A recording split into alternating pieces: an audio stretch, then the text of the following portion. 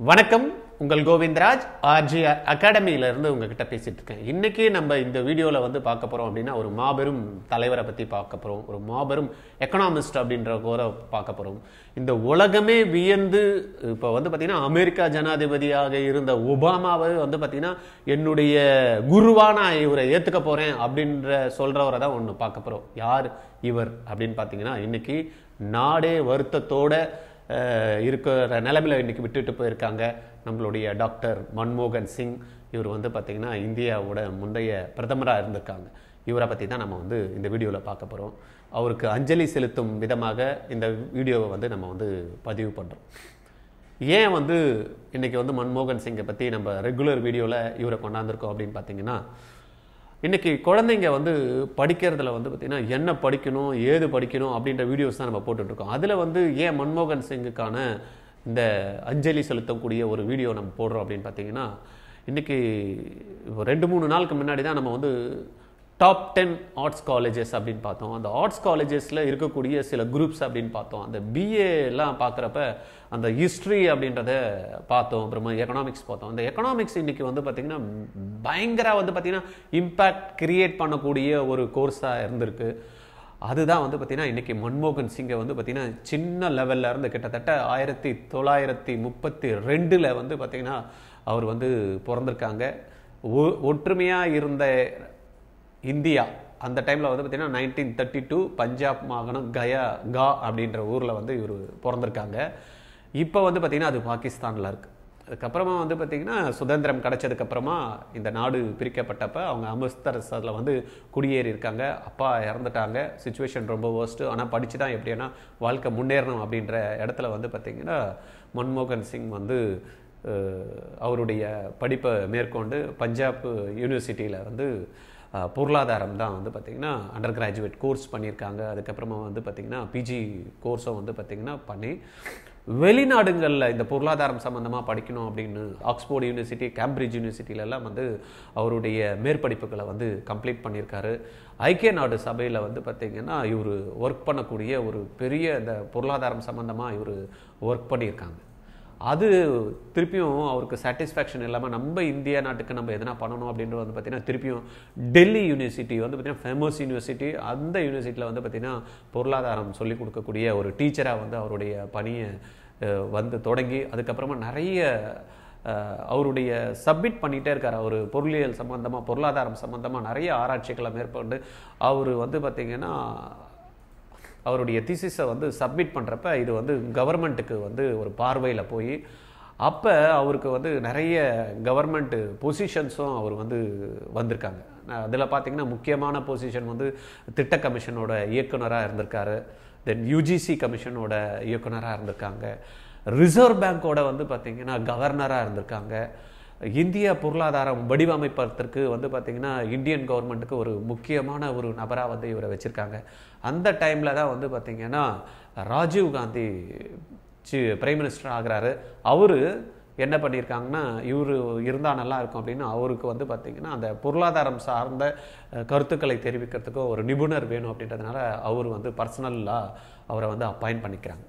தென் வந்து ராஜீவ்காந்தி இறந்ததுக்கப்புறமா நம்மளுடைய நரசிம்ம ராவ் தலைமையில் வந்து அமைகிறப்ப ஒரு நல்ல பொருளாதாரம் நிபுணர் வந்து நம்ம ராஜீவ்காந்தி வச்சுருந்தாங்களே, இவரை நம்ம வந்து ஒரு நிதித்துறை அமைச்சராக ஆக்கிட்டால் இன்னும் நல்லா இருக்கும் அப்படின்றதுனால என்ன பண்ணியிருக்காங்க, ராவ் தலைமையில் வந்து இவங்களை எடுத்துகிட்டு வந்திருக்காங்க.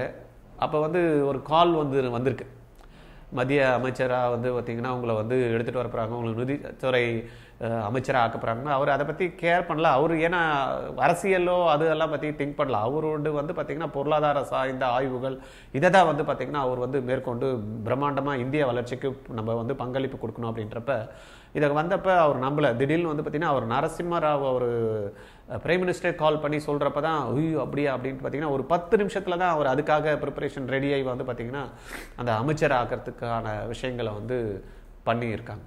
அப்போ ஃபஸ்ட்டு டைம் வந்து பார்த்திங்கன்னா அவர் 1991 நிதி அமைச்சர் ஆகிட்டு நம்மளுடைய அந்த இது சப்மிட் பண்ணுறாங்க இல்லையா, அதை சப்மிட் பண்ணுறப்ப இன்னும் இந்த மாதிரி எல்லாம் இருக்குது, இதெல்லாம் நான் எதிர்பார்க்கலையே, அதுக்காகவா உங்களை வந்து ஆக்கினேன் அப்படின்னு சொல்லியிருக்காங்க. பட் அதெல்லாம் இல்லாமல் இந்த பிளான் வந்து நல்லா இருக்கும் அப்படின்னு பார்த்திங்கன்னா அந்த வருடத்தோட திட்டத்தை வந்து சமர்ப்பிக்கிறாங்க. நிறைய வந்து அப்ஜெக்ஷன். அப்போ என்ன இது வந்து ஏற்கனவே வந்து நேரு, இந்திரா காந்தி, தென் ராஜீவ்காந்தி இவங்களுடைய சோசியலிஸ்ட் கொள்கையிலேருந்து இது டைவர்ட் ஆகுது அப்படின்ற மாதிரி ஒன்று. ரெண்டாவது வந்து பார்த்திங்கன்னா இந்தியா வந்து தடுமாற்றத்தில் இருந்தது. ஒரு அந்நிய முதலீடே இல்லை, வளர்ச்சி இல்லை, பணவீக்கம்லாம் பார்த்திங்கன்னா நிறைய இருந்திருக்க காலகட்டத்தில் இருந்திருக்கனால என்ன பண்ணியிருக்காங்கன்னா இவர் என்ன பண்ணியிருக்காங்க, இது ஒரு தாராளமயமாக்க கொள்கையில் நம்ம கொண்டு போகணும் அப்படின்னா ரொம்ப அருமையாக இருக்கும் அப்படின்ற மாதிரி அடுத்த ஸ்டெப்பு மூவ் ஆயிருக்கு. அதில் வந்து பார்த்திங்கன்னா மெயினாக கவர்மெண்ட் இதில் வந்து பார்த்திங்கன்னா தனியார் பங்களிப்பும்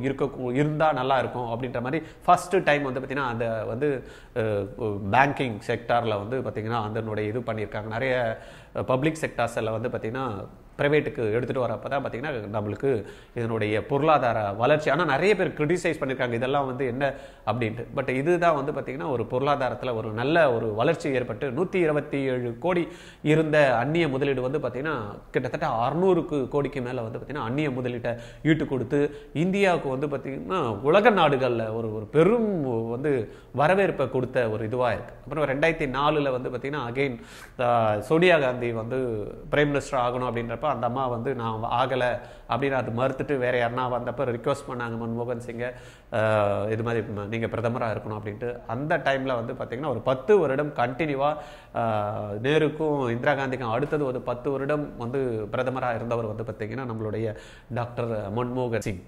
இந்த காலகட்டத்தில் நிறைய ஜனநாயக நாடுல வந்து மக்கள் தான் முக்கியம் அப்படின்ற கொள்கையை வந்து நிலைநிறுத்தணும் அப்படின்றதுனால அவர் மக்கள் சார்ந்த நிறைய சட்டங்களை வந்து கொண்டாந்தாங்க. அதில் முக்கியமாக பார்த்தீங்கன்னா ஆர்டிஐ. ஒரு சாதாரண குடிமகனுக்கும் அரசுல என்ன நடக்குது, என்ன திட்டங்கள் நடந்திருக்கு, அது எப்படி நடந்திருக்கு, என்ன பாதிப்பு இருந்திருக்கு, அது கரெக்டாக நடந்திருக்கா அப்படின்னு வந்தீங்கன்னா ஒரு உள்ளேயே தெரியக்கூடிய ஒரு விஷயமா தான் இருந்தது. ஒரு 4 செவருக்குள்ள இருக்கக்கூடிய விஷயமா இருந்த விஷயத்த ஒரு அடிப்பு, ஒரு யார் கேட்டாலும் அந்த டீட்டெயில் வந்து வாங்க முடியும் அப்படின்ற நிலைமைக்கு வந்து கொண்டாந்தாங்க. அதுவே வந்து பார்த்தீங்கன்னா பின்னாடி பிரதமர் வந்து மன்மோகன் சிங்கு உடைய அரசுலேயே வந்து பார்த்தீங்கன்னா சில திட்டங்கள் குறைபாடுகள் இருக்கு, அப்படி விவாதம் வந்தாலும் இல்லை இது தேவை அப்படின்றத சட்டத்தை உருவாக்கின ஆர்டிஐ. ரெண்டாவது வந்து பார்த்தீங்கன்னா எல்லாருக்குமே கல்வி அப்படின்னக்கூடிய ரைட் டு எஜுகேஷன், அதுவும் பார்த்தீங்கன்னா சட்ட வடிவில் கொண்டாந்து இம்ப்ளிமெண்ட் பண்ணது வந்து பார்த்தீங்கன்னா டாக்டர் மன்மோகன் சிங் காலத்தில் தான். அதே போல உணவு பாதுகாப்பு கொள்கை, இதுவும் வந்து பார்த்தீங்கன்னா ரொம்ப அருமையாக வந்து அவங்க கொண்டாந்தாங்க. இந்த மாதிரி சொல்லிக்கிட்டே போகலாம். அந்த அளவுக்கு வந்து மக்கள் சார்ந்த திட்டங்களை வந்து கொண்டாந்தாங்க. அதே போல ஒவ்வொரு கிராமத்தில் இருக்கக்கூடிய அந்த குடிமகன் நல்லா வந்து அந்த ஸ்பெண்டிங் கெப்பாசிட்டி வரப்பதான் வந்து பார்த்தீங்கன்னா வளர்ச்சி வந்து இன்னும் ஃபாஸ்ட்டாக இருக்கும் அப்படின்ட்டு பார்த்து. ரெண்டாவது வந்து பார்த்தீங்கன்னா அந்த டைமில் அவரு பிரைம் மினிஸ்டராக இருக்கிறப்ப நிறைய விவசாய சம்மந்தப்பட்டங்கள், வறுமை, ஏழ்மை, தற்கொலை பண்ணிக்கிறது, இதெல்லாம் எப்படியான நம்ம அவாய்ட் பண்ணணும் அப்படின்றதுனால தான் இந்த 100 நாள் வேலை திட்டம் அப்படின்னு கொண்டாங்க. அட்லீஸ்ட் வந்து பார்த்தீங்கன்னா ஒரு வருஷத்தில் ஒரு 100 நாள்னா அந்த விவசாயி வந்து அட்லீஸ்ட் அவன் வயிற்ற நரைச்சின்னா இருக்கணும், அவன் ஏழ்மையா இருக்கக்கூடாது, அந்த தற்கொலை பற்றி சிந்திக்கக்கூடாது, அவன் சாப்பிட்றதுக்குன்னா வழி பண்ணணும் அப்படின்றது மாதிரி அருமையான ஒரு திட்டம் கொண்டாந்தாங்க. அது நிறைய விவாதம் இருந்தாலும் இது வந்து பார்த்தீங்கன்னா மக்களிடையே ஒரு கிராமத்தில் வந்து அந்த பணப்புழக்கத்தை ஏற்படுத்தி 19% அப்படின்னு இருந்தக்கூடிய 16லேருந்து 19% இருந்த விலைவாசி ஏற்றம் வந்து பார்த்தீங்கன்னா 9%க்கு அழகாக ஜம்முன்னு கம்மி பண்ணியிருக்காங்க. அது பெரிய ஒரு சாதனை. ஜிடிபியும் வந்து பார்த்தீங்கன்னா உலக நாடுகளில் எல்லாருமே ஆச்சரியமாக பார்க்கக்கூடிய ஒரு அற்புதமான வந்து ஜிடிபி 9% வரைக்கும் போச்சு. அதே போல் வந்து பார்த்தீங்கன்னா அவருடைய பதவி காலம் முடிஞ்சு அதுக்கப்புறமா அரசு ஏற்ற நம்மளுடைய இப்போதைய பிரதமர் இருக்கக்கூடிய மோடிஜி வந்து நம்மளுக்கு அந்த பண மதிப்பிழப்பு பண்ணாங்க பார்த்தீங்களா, 2000 5000 செல்லா 500 எல்லாம் செல்லாது அப்படின்றப்ப அப்போ தைரியமாக சொன்னார். இது வந்து பார்த்தீங்கன்னா ஒரு சாமானியன் வந்து பார்த்தீங்கன்னா 50 நாளில் இதெல்லாம் வந்து முன்னேற்றம் அடைஞ்சிரும், இதெல்லாம் நல்லா பண்ணிடும் அப்படின்னு இந்த கவர்மெண்ட் சொன்னாலும் அவர் சொன்னார் இதெல்லாம் 50 வருஷம் அவன் ஒரு சாமானியன் வந்து எழுந்து முன்னேறி வரணும் அப்படின்னா. அதே போல் இந்த நம்மளுடைய நாட்டு வளர்ச்சிக்கு வந்து இது வந்து என்ன உயர்வு பாதையில், வளர்ச்சி பாதையில் எடுத்துகிட்டு போகிறது வந்து ரொம்ப சாத்தியம் இல்லாத ஒரு இதுவாக இருக்கும் அப்படின்னு சொன்னாங்க பாருங்க. அது இப்போ வந்து ப்ரூவ் ஆயிருக்கு. ஜிடிபி வந்து பார்த்திங்கன்னா நம்மளுக்கு 5% தான் இருக்குது.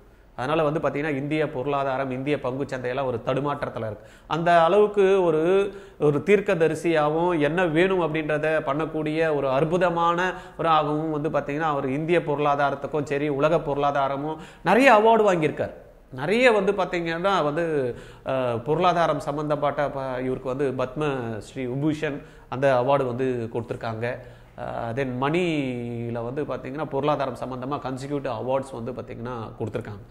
உலக நாடுகள் சொன்ன மாதிரி ஒபாமா வந்து பார்த்திங்கன்னா இவரை நான் வந்து என்னுடைய பொருளாதார குருவாக நான் இவரை ஏற்றுக்கிறேன் அப்படின்ற சொல்கிற அளவுக்கும், அதே போல் சோவியத்து ரஷ்யாவுக்கும் சரி அமெரிக்காவுக்கும் சரி ஒரு ஒத்துமையாக இருந்து நம்ம இந்தியா வந்து வரணும் அப்படின்ற இடத்துல வந்து பார்த்திங்கன்னா அந்த சகோதரத்தையும் சரி அடுத்த ஸ்டெப்பு எடுத்துகிட்டு போகிறதுக்கும் வந்து பார்த்திங்கன்னா அவர் ஒரு பங்களிப்பு மறக்க முடியாத ஒரு விஷயமா இருக்குது. மாணவர்கள் இந்த இடத்துல பார்க்க வேண்டியது என்னென்னு தான், நிறைய பேர் வந்து பொருளாதாரம் அப்படின்னு ஸ்கூலில் போய் கேட்குறப்ப எக்கனாமிக்ஸா என்ன சார், எக்கனாமிக்ஸ் எடுத்தால் ஒன்றுமே புரியல சார், தூக்கமாக வருது அப்படின்ற இடத்துல வந்து பார்த்திங்கன்னா தூங்கி கடந்த இந்தியாவை வந்து பார்த்திங்கன்னா தலை நிமிர வைச்ச ஒரு தான் நம்மளுடைய டாக்டர் மன்மோகன் சிங். அவருடைய இழைப்பு வந்து இன்னைக்கு வந்து அவருடைய கட்சிக்கு மட்டும் இல்லை இந்தியாவுக்கும் ஒவ்வொருத்தருக்குமே பார்த்திங்கன்னா ஒரு பொருளாதார மேதையை இழந்திருக்கு. அவருக்கு நாங்கள் வந்து எங்களுடைய மனமார்ந்த அஞ்சலியை எங்களுடைய ஆர்ஜிஆர் அகாடமி சார்பாக தெரிவிச்சுக்கிறோம்.